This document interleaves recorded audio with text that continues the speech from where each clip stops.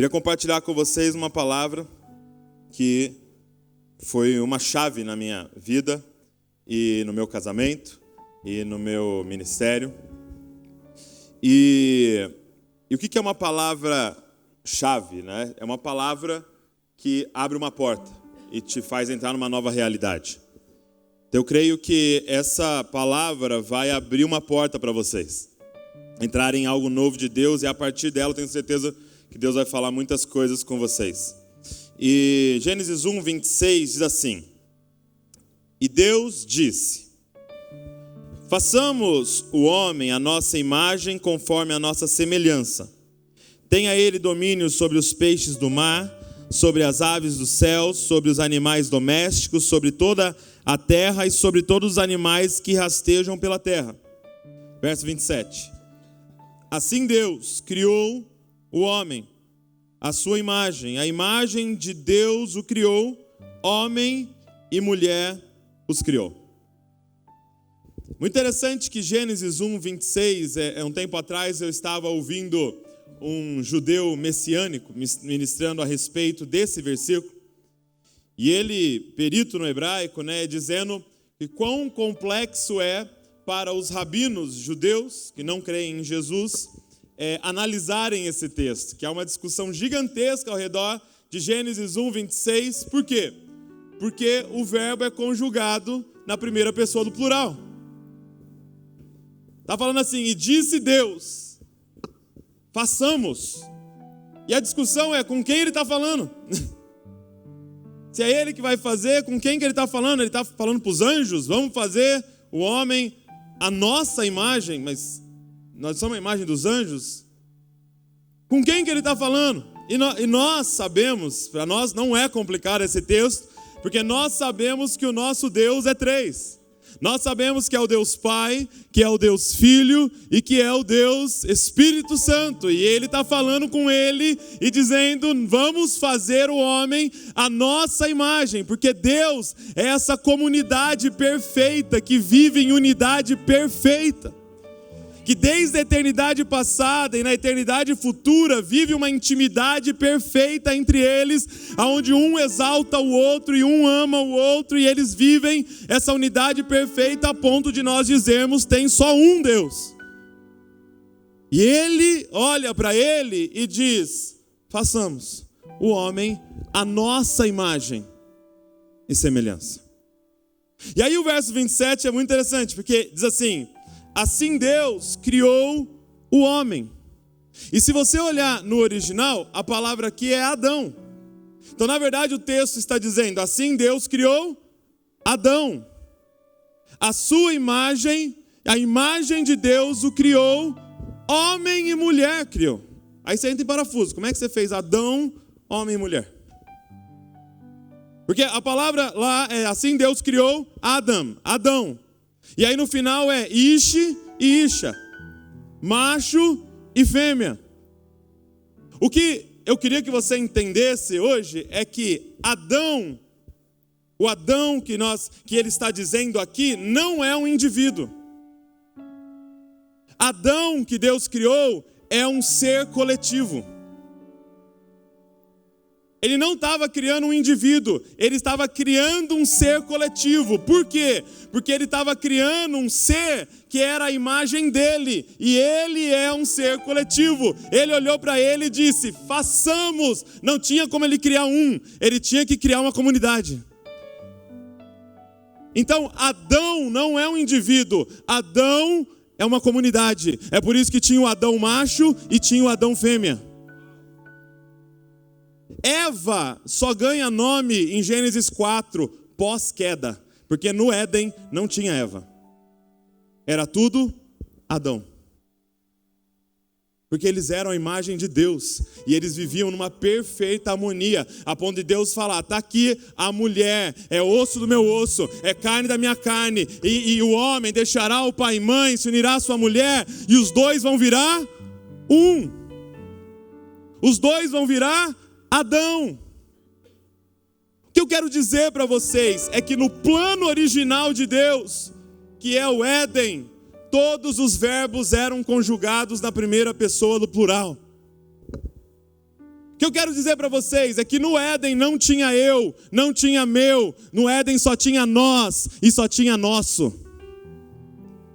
No Éden não tinha a minha árvore, no Éden só tinha a nossa árvore. No Éden não tinha a minha vontade, no Éden só tinha a nossa vontade e a nossa vontade. Porque no Éden eles não eram indivíduos, eles eram uma comunidade. Tão unidas que podia chamar eles de Adão. Adão é um ser coletivo. E aí o que acontece? Gênesis 3, você conhece? A serpente vem sorrateiramente, entra naquele ambiente e começa a falar com Adão fêmea. Começa a falar com a mulher. E qual é a proposta da serpente, gente? A proposta da serpente é só uma: se torne um indivíduo. Ei, para com esse negócio de nós. Para com esse negócio de nós. Decide você o que é bom e é mal. Para com esse negócio de sonhos compartilhados e sonhos compartilhados. Tenha você os seus sonhos, mesmo que você tenha que atropelar os outros pelos seus sonhos. Você é um indivíduo, se torna um mini Deus. E ela pega aquele fruto e ela morde e ela se torna um indivíduo que agora tem um nome, Eva. E Adão pega aquele fruto e ele morde aquele fruto e agora ele tem um nome, Adão. E agora não é mais nós, é um ajuntamento de eus. Gente, qual é o maior, o principal motivo de divórcio no mundo? Incompatibilidade de gênio. Resumindo, 2 eu casado, que nunca virou nós. Não dá, pastor, eu quero uma coisa, ela quer outra, eu sonho com não sei o que, ela sonha com não sei o que. Não existe mais eu, existe nós. Não existe os meus sonhos, existe os nossos. Porque isso é o paraíso, o lugar onde todos os verbos são conjugados na primeira pessoa do plural.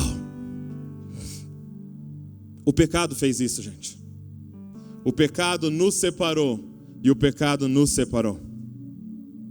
O pecado tem esse poder da separação. O pecado nos separa, o pecado nos separou dele, o pecado nos separa um do outro, o pecado nos deixou sozinhos. Como indivíduos agora, acordando pensando em eu e indo dormir pensando no meu.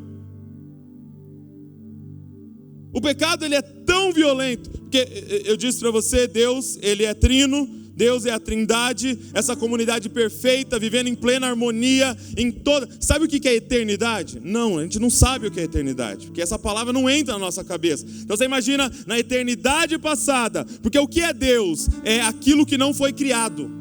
Aquilo que não tem começo e não tem fim, isso é Deus. Ou seja, Ele na eternidade passada vivia em harmonia perfeita, o Pai, o Filho, o Espírito Santo, e sempre viveu. Eu te pergunto, tem algo que poderia separar a Trindade? E eu te respondo, tem. Se chama pecado.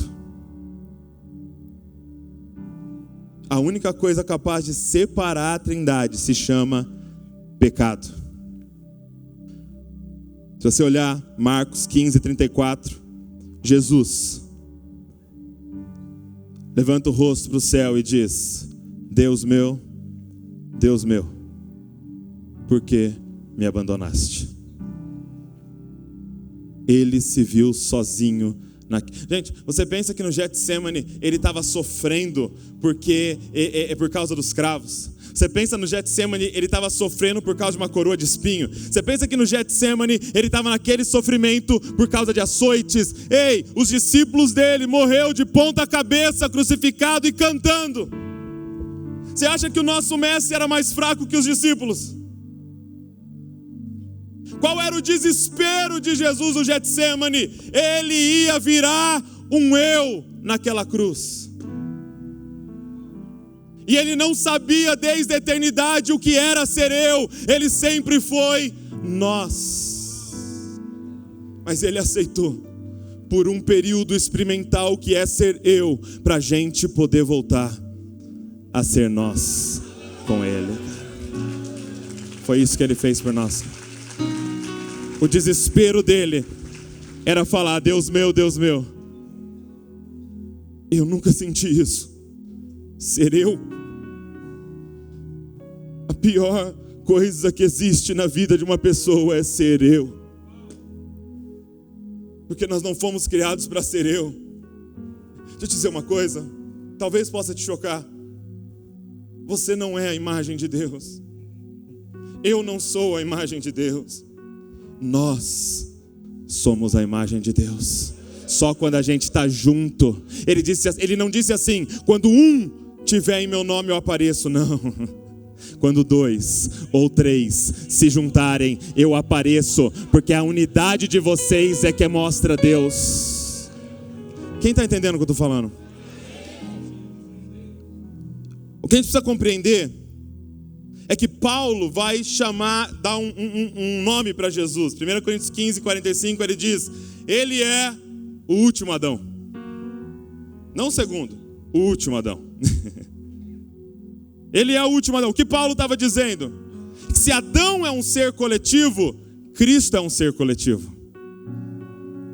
Cristo não é um indivíduo, Cristo é um ser coletivo. E Jesus Cristo é o cabeça desse ser e nós somos o corpo desse ser. Cristo é a plenitude de Deus, Efésios vai dizer, e a igreja é a plenitude de Cristo. Ou seja, Cristo não é um indivíduo, Cristo é uma comunidade. Você está sentado do lado de Cristo. Você está sentado do lado de Cristo e tem o Cristo médico aqui no nosso meio, e tem o Cristo advogado, e tem o Cristo negro, e tem o Cristo branco, e tem o Cristo mulher, e tem o Cristo homem, tem o Cristo paulista, e o Cristo carioca, e o Cristo que fala oxente. Paulo vai dizer em Gálatas 3, não tem mais homem, gente, não tem mais mulher, não tem mais bárbaro, não tem mais grego, não tem judeu nem gentil, só tem Cristo. Porque todos agora foram unidos com Cristo e são Cristo. A expressão que Paulo vai usar em tempo todo é em Cristo, em Cristo, em Cristo. Porque nós somos o quê? Cristo. Não estamos mais em Adão, estamos em Cristo. Não somos mais uma comunidade chamada Adão que caiu e todo mundo caiu. Nós somos agora a comunidade de Cristo, que ressuscitou e todo mundo ressuscitou com Ele. Nós somos Cristo. E o que Jesus veio fazer então? O que Jesus veio fazer, Jesus Cristo, Ele veio nos ensinar o que é ser Cristo. A vida de Jesus foi nos ensinar o que é ser Cristo. E o que é ser Cristo? Ele disse assim, em Lucas 9, 23, ele diz assim, ó: quem quiser vir após mim, quem quiser me seguir, ou seja, quem quiser ser meu discípulo, quem quiser ser Cristo como eu sou Cristo, faz o seguinte: negue-se a si mesmo, tome a sua cruz e siga-me. O que a gente precisa compreender é que Jesus não simplesmente morreu uma morte de cruz, Ele viveu uma vida de cruz. O que é ser Cristo? Cristo é aquele que anda com uma cruz nas costas. O que Jesus fez nos 33 anos foi, deixa eu ensinar para vocês o que é ser humano. Ser humano é andar com uma cruz nas costas. Mas Jesus, eu penduro o que na cruz? O seu eu. Para o nós poder viver. Você precisa pendurar. O que Jesus fez durante 33 anos foi pendurar o eu dele para que nós surgíssemos. Para que o nós viesse para fora. Você precisa pendurar o seu eu. Você precisa pendurar esse vocabulário seu do meu, do eu, dos meus direitos, da minha carteira, da minha conta bancária. Não tem mais eu, só tem nós, cara. Não tem os seus direitos, só tem os nossos direitos. Porque nós não temos mais direitos, o nosso direito foi crucificado. O meu eu está pendurado naquela cruz. Ele veio nos ensinar isso. Pendura o seu eu na cruz e deixa nós aparecer. E aí você vai entender o que é ser Cristo. é aquele que não busca os seus interesses, mas busca os interesses dos outros em primeiro lugar. É aquele que coloca a vontade do outro em primeiro lugar, porque não busca as próprias vontades. Isso é ser Cristo. Eu vi o pastor, até meu pai falou ontem dele, do pastor Paulo Borges, ele disse assim, fica às vezes uma discussão, se nós protestantes, se nós podemos usar crucifixo, né? Ele falou, não tem problema nenhum, usa crucifixo. Mas eu vou dar uma dica para você, pega o crucifixo, leva na joalheria, leva uma foto sua e manda pendurar você lá. Porque Jesus já fez a parte dele, é a sua vez de ser Cristo pisando na terra. Nós somos o corpo dele, e o que é ser Cristo? É pendurar o eu numa cruz, para que nós apareça. Porque o Cristo, esse ser coletivo, apareça. Talvez era isso que Paulo estava dizendo quando ele disse, já não sou mais eu quem vivo, mas agora Cristo vive em mim. Já não sou mais eu quem vivo, Cristo vive em mim. Os discípulos andaram 3 anos com Jesus. Você já imaginou o que era estar do lado de Jesus? Um verdadeiro ser humano. O projeto original de Deus. Exatamente o que Deus tinha pensado ao criar o homem era Jesus andando sobre a terra. O verdadeiro ser humano. Deus encarnado. A semelhança perfeita de Deus. Você imaginou o que era andar ao lado de Deus? A ponto de o nome dele nas escrituras ser Emanuel. Deus conosco. Aqui ó, Emanuel, Deus conosco. 3 anos acordando do lado de Emanuel, Deus conosco. Indo dormir do lado de Emanuel, Deus conosco. E tomando café com Emanuel, Deus conosco. Passando por tudo do lado de Emanuel. Você já imaginou o que era isso?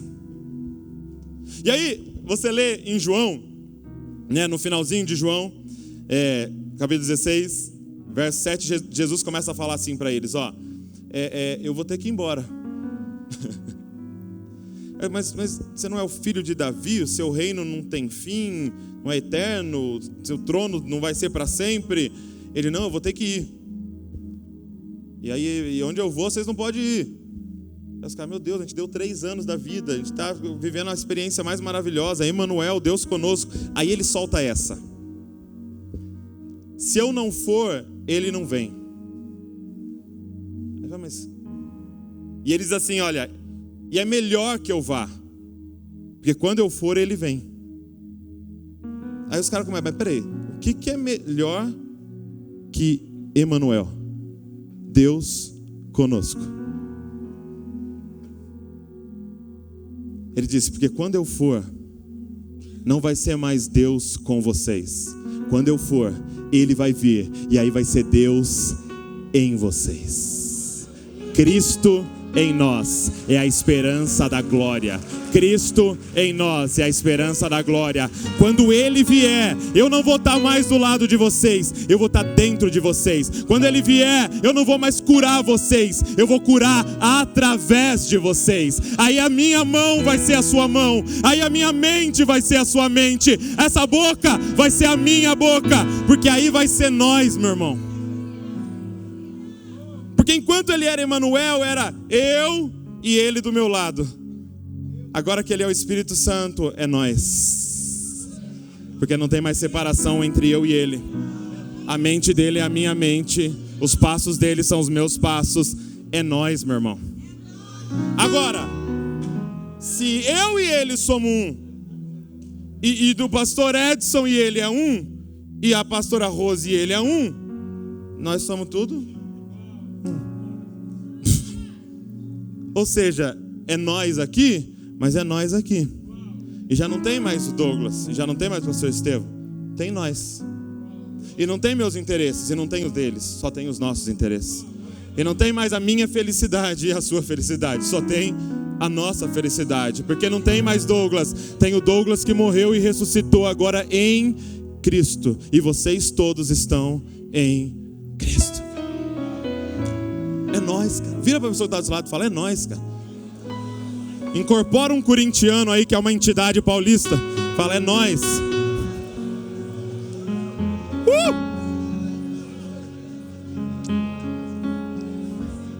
Deixa eu mostrar isso para você. Deixa eu mostrar isso para você em 1 Coríntios. Abre aí, 1 Coríntios. Vamos aprender o novo aleluia da minha geração? Fala comigo. Uau!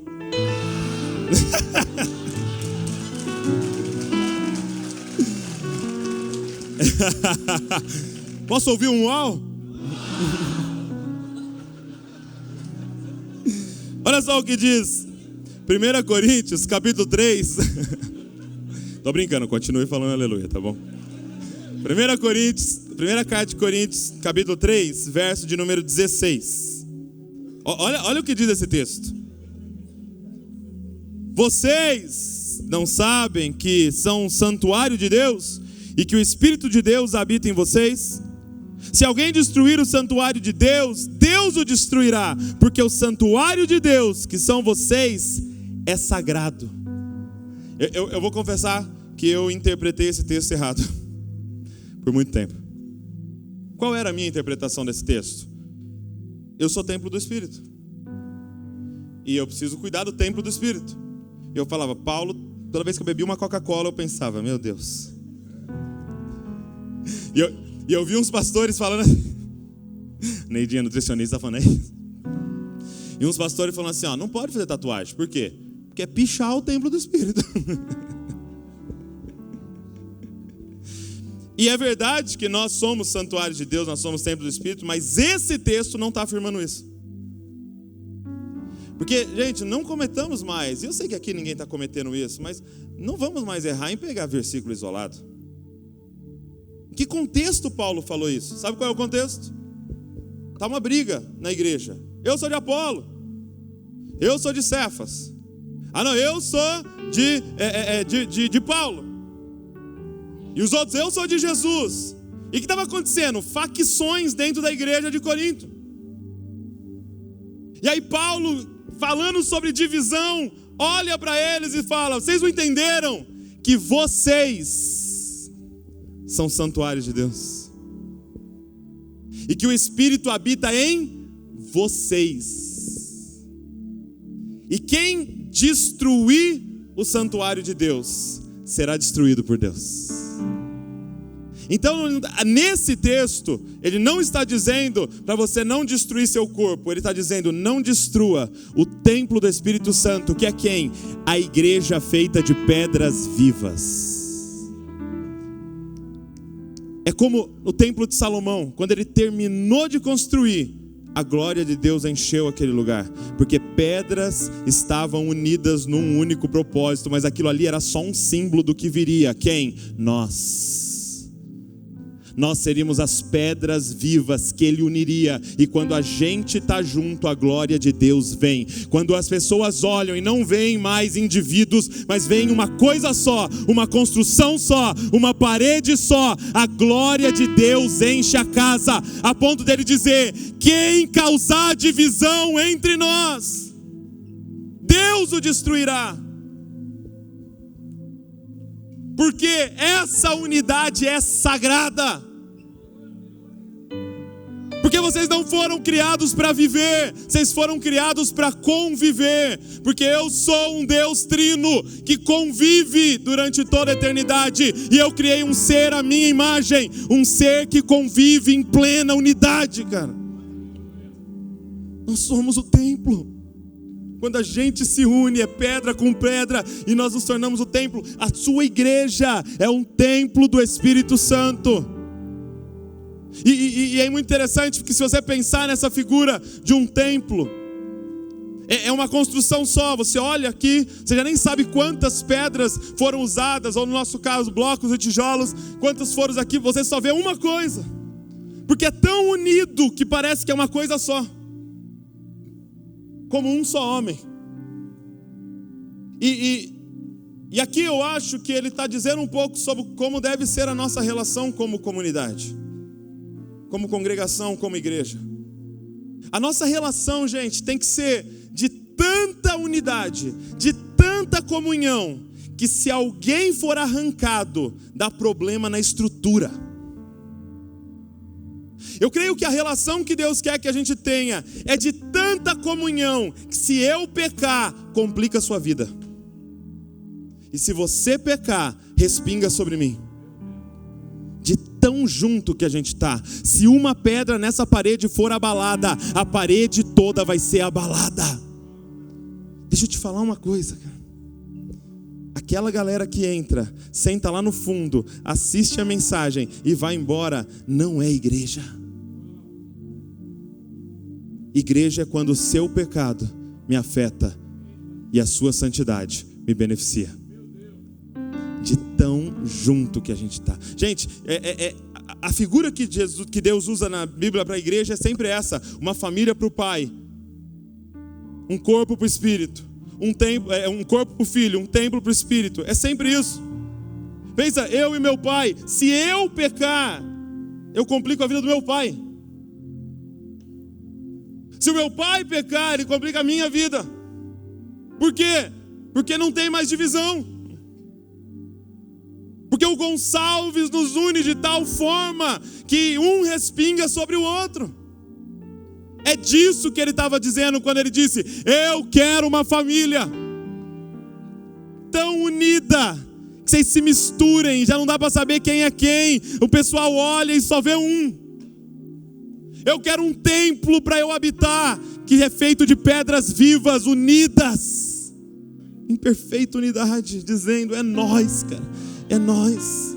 Sabe, o menino caiu lá na igreja, o menino caiu do muro e faleceu, um menino de 31 anos, há 2 semanas atrás.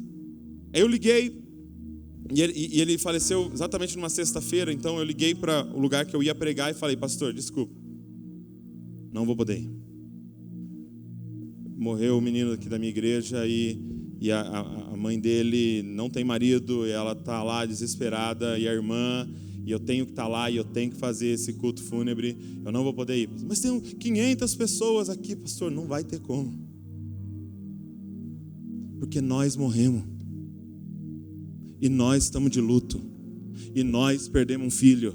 E nós perdemos um irmão. E uma parte de nós morreu. Não dá para ir aí pregar na sua festa. Porque é nós, cara.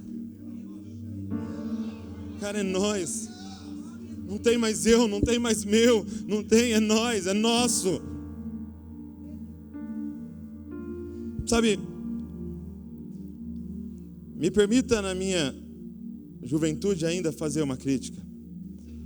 Gente, nós não podemos ser conhecidos pelos nossos templos, porque qualquer shopping de bairro é melhor que os nossos templos. Nós não podemos ser conhecidos pelas nossas palestras, porque qualquer coaching é melhor que nós. Nós não podemos tentar ser conhecidos pela nossa música, porque qualquer banda de casamento toca igual nós. Mas só tem uma coisa que esse mundo não consegue: é um bando de gente diferente, unidos em um só propósito, cara. Eles têm que entrar pela porta. Que as pessoas entrem pela porta dos nossos templos e não se admirem de luz e de som, se admirem do amor incondicional que sentimos um pelos outros. Posso te pedir uma coisa, cara? Que a maçonaria não seja mais unida que nós, cara. Que os caras não sejam mais família que nós, cara. Porque nós somos um, cara. Nós somos um.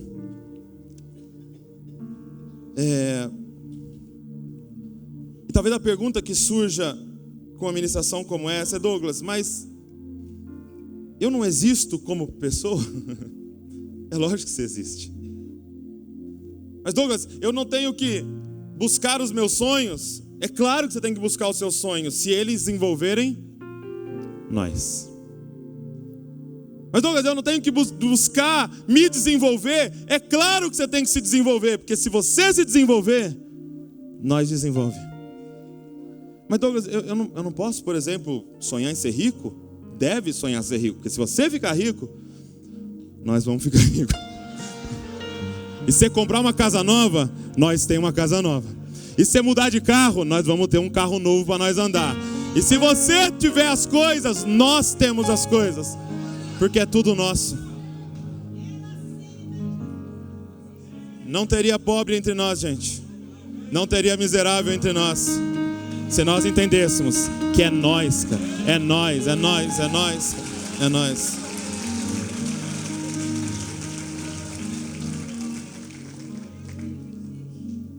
Quando você olha para Gênesis, capítulo de número 4, e você vê toda aquela cena de Caim e Abel, e você vê claramente indivíduos pensando no eu, e aí de repente Caim mata Abel, e Deus chega para Caim, e ali naquela conversa já não tem mais nem introdução, não tem nada, é assim, ó: cadê o seu irmão? Por quê? Porque ninguém entra na presença de Deus sozinho. Lembra do peitoral? Com as 12 tribos dentro. Ninguém entra na presença de Deus sozinho. É por isso que os discípulos falaram assim: ô mestre, nos ensina a orar. Ele falou assim: claro, só conjugar todos os verbos da primeira pessoa do plural. Só fala assim: Pai nosso, me dá o pão nosso. E a tentação é nossa. E as dívidas são nossas. E é tudo nosso. Porque ninguém entra na presença de Deus sozinho. É por isso que Jesus falou assim: ei, vai trazer uma oferta diante do altar, sozinho. Não. Deixa a sua oferta. Vai resolver. Vai voltar a ser nós. E depois você vem fazer sua oferta. Porque eu não entrego oferta, nós entregamos oferta. Quem está entendendo o que eu estou falando, cara? Cara, é nós, cara. Agora eu te pergunto, tem como falar mal de nós? Não tem como falar mal de nós, porque nós é nós. Nós é nós, cara. E eu encerro dizendo o seguinte: se você... Uma boa, é um bom encerramento. O que é? Então, concluindo assim nosso raciocínio, de acordo com Gênesis capítulo 3, o texto da queda, o que é pecado? E eu queria reproduzir para você o que eu aprendi. Pecado é você comer primeiro e depois repartir. E o que é o evangelho? É você partir primeiro e depois comer. Se você olhar em Lucas 24, Jesus ressuscitou. E aí ele aparece para 2 discípulos do caminho de Emaús. Discípulos. Ou seja, cara que andou com ele alguns anos.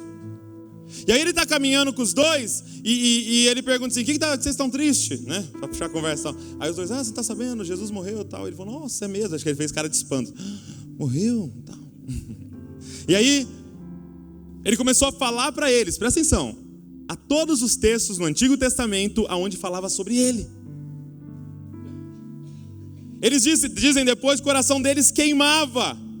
Mas eles não reconheceram Jesus, eles não reconheceram fisionomia, eles não reconheceram roupa, eles não reconheceram o tom de voz, eles não reconheceram o sotaque, não reconheceram jargão e não reconheceram teologia. Aí eles chegam na cidade e Jesus finge que vai reto, né? Aí ele segura Jesus: não, vamos, pelo amor de Deus, vamos jantar com a gente, continua pregando esse negócio para nós aí. E aí ele vai jantar com eles. E aí eles sentam na mesa e eles pegam e dão um pão na mão dele. E de repente, ele faz o que ninguém fazia. De repente, aquele homem não morde o pão. Porque ele não comia antes de repartir. Ele pega aquele pão sem morder Ele rasga no meio e ele distribui e ele come por último. Naquela hora, os olhos dele se abriram e falaram: é Ele, é Ele. Por quê? Porque o nosso Cristo não é conhecido por uma fisionomia. O nosso Cristo não é conhecido por um tom de voz, nem por uma roupa que a gente usa, nem por um sotaque, nem por jargão, nem por teologia. O Cristo é conhecido por aqueles que partem primeiro e comem por último. Por quê? Porque não buscam os próprios interesses, mas buscam o interesse dos outros em primeiro lugar. Isso é ser Cristo, cara. É nós, cara. É ser nós. É ser nós, cara. É por isso que entra na sua casa com cabeça de nós. Entra na sua casa, não assim, o que eu quero fazer hoje à noite? Não. É o que nós queremos fazer hoje à noite. Entra na empresa, não falando assim, o que eu vou ganhar hoje? Não. Entra na empresa dizendo, o que nós vamos ganhar hoje? O que é bom para nós, funcionários, servos? Porque não tem mais funcionário, não tem mais servo, só tem Cristo. Não é o que é bom para mim, é o que é bom para o Brasil. Às vezes a gente ficou orando lá, termina a greve porque é bom para mim. Mas é bom para nós. A gente não precisa de um eu evangélico no governo, a gente precisa de nós no governo. Alguém que ame um ser coletivo chamado brasileiro, que não busca os próprios interesses como está acontecendo, mas que busca o interesse dos outros. Porque é nós, cara. Na sexualidade com a sua esposa, não se contente em ter prazer, se nós não estamos tendo prazer. Que o seu prazer não seja o seu somente, mas o do outro. E isso é o paraíso. Uma guerra de quem dá mais prazer para o outro. Uma guerra de quem lava o pé do outro primeiro. Porque num lugar onde todo mundo é servo, todo mundo é rei. Todo mundo é rei. Porque é nós, cara. Fica de pé no seu lugar, que eu quero orar junto com vocês.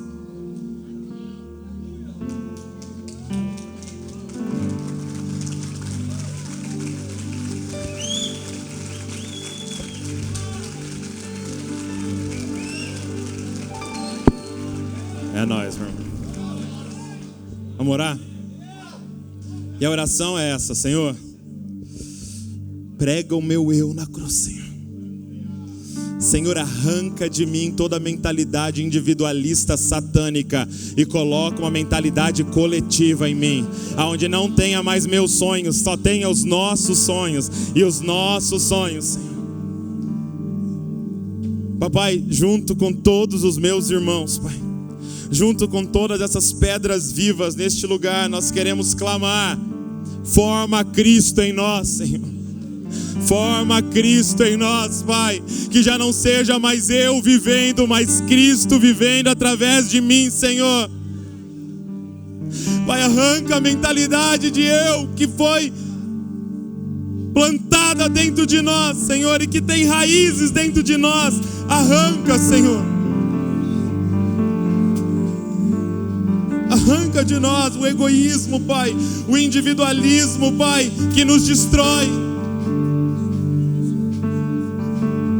Arranca de nós, Espírito Santo, e nos dá uma mentalidade de Cristo, Senhor. Nos dá uma mentalidade de nós, Pai. Nos dá uma mentalidade coletiva, Senhor.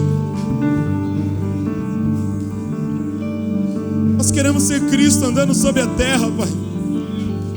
Pai, que cada igreja aqui representada compreenda isso, Senhor, e revolucione aonde pisar, Pai. Porque o Senhor nos disse que o dia em que nós fôssemos o mundo saberia quem Tu és. Então eis-nos aqui, Senhor. Nós nos submetemos a qualquer processo que o Senhor quiser. O Senhor arrancar tudo de eu que tiver em mim, Senhor. Tudo de eu que tiver nos meus irmãos. Nos leva de volta ao início, Pai. Nos põe de volta no Éden.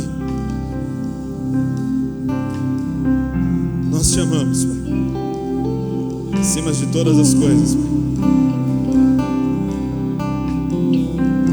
É no nome de Jesus que nós oramos, o nome mais poderoso do universo. No nome de Jesus, amém, amém. Abrace alguém aí e fala assim: é nóis, meu irmão, te amo, te amo.